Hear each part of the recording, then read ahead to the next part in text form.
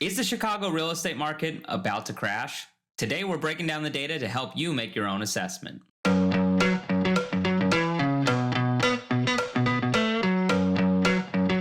Welcome back, or for the first time, my name is Matt Thomas. I'm a real estate agent here in Chicago. I help people understand the real estate market and share useful real estate information through this channel. So please feel free to like this video, share it if you find it useful, and if you're looking to buy a home anywhere in the United States, click the Calendly link in the description, schedule time with my team today. We'd love to help you out. Today, we're breaking down the Chicago real estate market, and specifically, the one question that I'm asked probably more than anything else right now: is the real estate market going to crash?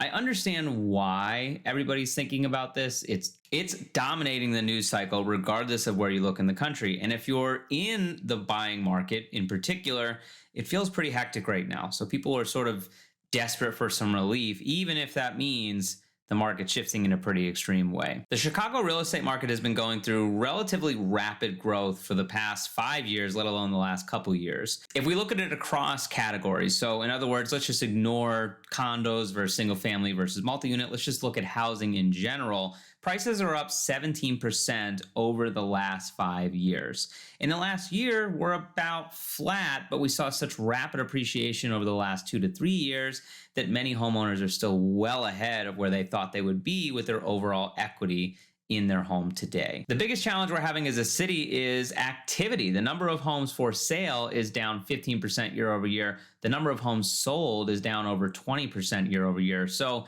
the activity really fell off. And I guess overall, that's not really that surprising. If you think back to February, March of last year, interest rates were still at 3% and change, maybe high threes, not low threes, but it started with a 3. Rapidly, and over a less than a 12-month period, they accelerated to 7% at one point. Now they're hovering about the mid sixes, but that's still a very painful adjustment for many buyers. And in some ways, that did impact activity. But moreover, we've seen such a drastic decrease in inventory and the number of homes for sale that prices really don't have anywhere to go except to keep sustaining because there's nothing for sale. The demand, even if diminished with interest rates through the roof, is relatively stable because there's not enough housing to meet it anyway. We tend to judge inventory and demand for housing, or really the balance between the two, using months supply of inventory. How many months would it take to sell out everything for sale today? A balanced market, anywhere from 6 to 7 months supply of inventory. Chicago, we've been sub 5 months inventory since like 2013, and we've been sub 3 months inventory for the last 3 years. So we are certainly leaning in a seller's favor. We don't have enough inventory to service the buyers that are in the market right now, meaning every buyer that is bidding on a home is actively bidding against a relatively steep competitive pool for every property. Another factor driving more homeowners to test the marketplace or at least explore it, potentially make some offers, is rent. If we think that home prices are high, rent is up in some areas a ridiculous 20+% year over year. So, some of these neighborhoods really exploded, and now you have tenants hitting the end of their lease cycle, hitting their renewal, and they're literally gagging on the rent bill that they're seeing. So there is demand being driven by new homeowners or future homeowners who are inspired to test the market. They're not afraid of the interest rate because, frankly, they didn't look at 3%, so they don't know how painful it is, relatively speaking.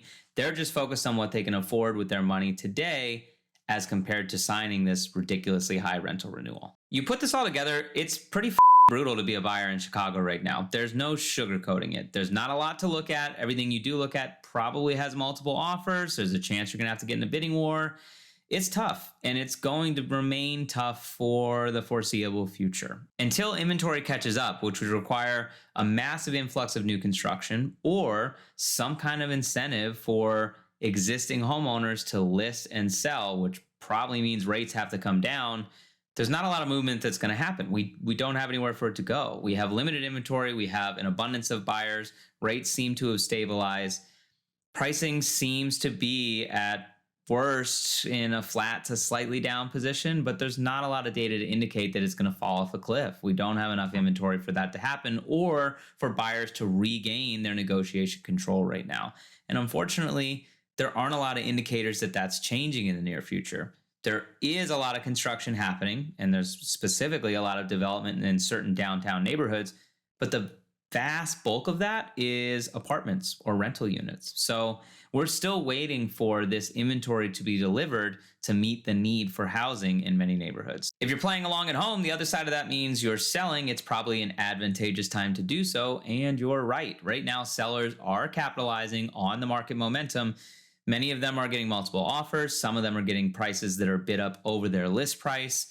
It's a relatively good time for sellers to test the market, and in many cases, they don't even have to test it very long before they get their home under contract. There are some exceptions to that. That doesn't mean you can list for whatever price you want. In fact, one of the most detrimental things you could do is testing the market at a really high ceiling price just to be rejected. I mean, let's think about the buyers that are active today. They're experienced. They've been doing this a long time. They've seen way too many homes to memorize or recall. They've probably maybe lost on a few multiple offer situations, so they've actually been through a bidding war and know what that's like.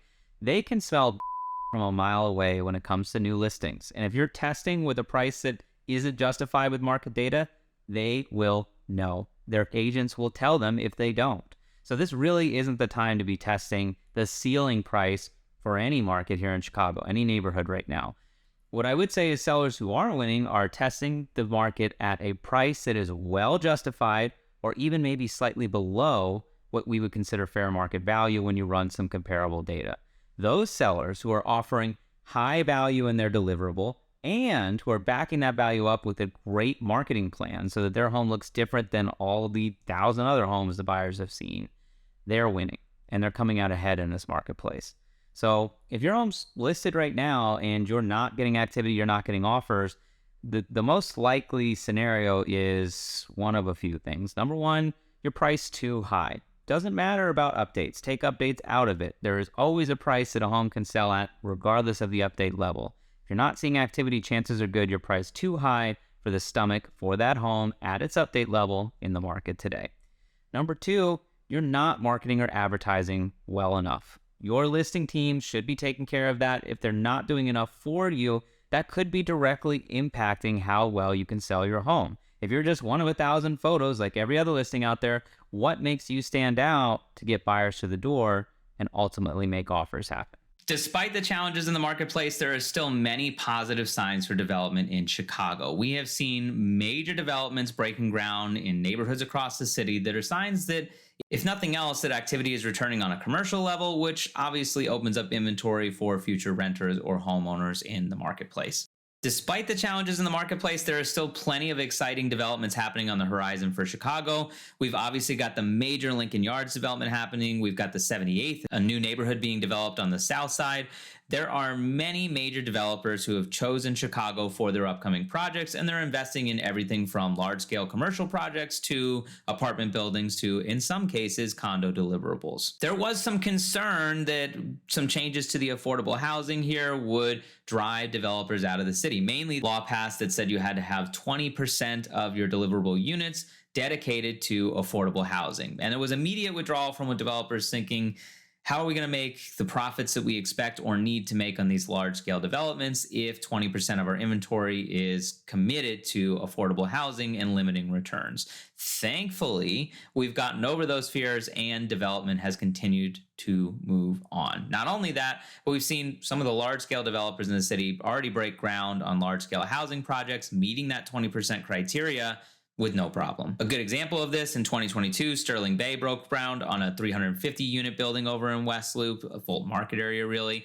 Just down the street, we have another 400-unit building being delivered. So if I'm doing my math right, that's 470 units coming to the Fulton Market area alone in two buildings that meet that affordable housing ordinance. So it's a pretty great thing to see, and I'm happy that developers are overcoming that to break ground on new projects. So where does this all leave us when you bring it all together? Is the market crashing? In my opinion, no, it's not. We don't have the proper inventory to support any type of market correction or major pricing reset. Rates seem to have at least stabilized for the most part. So Buyers, while they might not like the rate they're getting today, they're certainly not making an alternative decision because of the rate today in most cases. So, for the time being, I think it's going to continue to be a seller's market here in Chicago. It's going to be difficult, but not impossible to buy a home for buyers. And we're all waiting on inventory. As inventory improves, so will market conditions. We'll get back to a more neutral and balanced marketplace, which should allow for a more amicable negotiation for all parties, if nothing else. Hopefully this was useful. Leave a comment below if I missed anything, and we'll see you next time.